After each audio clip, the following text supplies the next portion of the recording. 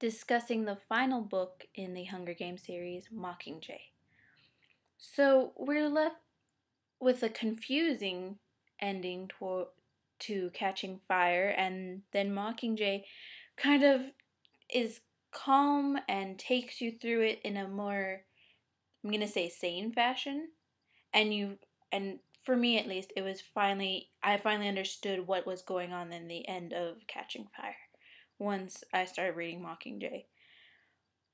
But other than that, I just I couldn't go. I had to go on just because I had to finish the book.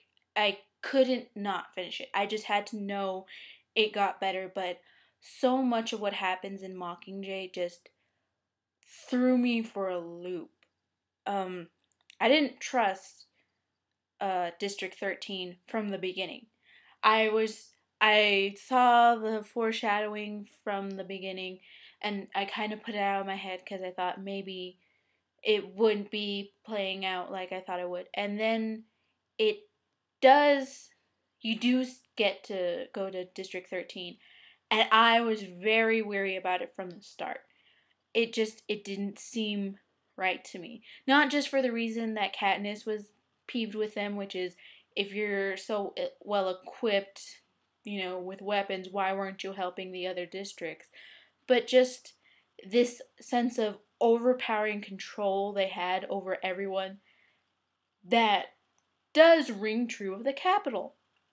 Um, and honestly, what happens with PETA? Oh, it was just, I kept reading because I hoped beyond hope that that life itself would stop crapping on PETA at some point during this book. And uh it was just so hard to read, you know? And I couldn't stop. I couldn't stop. I just had to keep reading despite what the book was doing to me. There's so much manipulation. So much manipulation. Just the way they call the videos they make propaganda. They're just flat out admitting, yes, we manipulate people just as much as the Capitol does, but the thing is, we make it so that everyone, for the most part, is equal. Like, it kind of rings of communism in a way, just a little more sinister. But there's just so much manipulation, just withholding of information, presenting information in such and such a fashion, stating things but not stating things, the way they manipulated Katniss to be the Mockingjay, and how they manipulated her actions and behaviors as the Mockingjay. Just, it really got to me at that point. And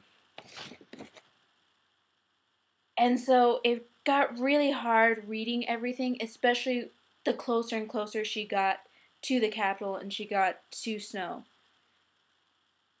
And the ending with how it takes out, I was relieved that who she shot with the arrow, and that Snow was killed anyways.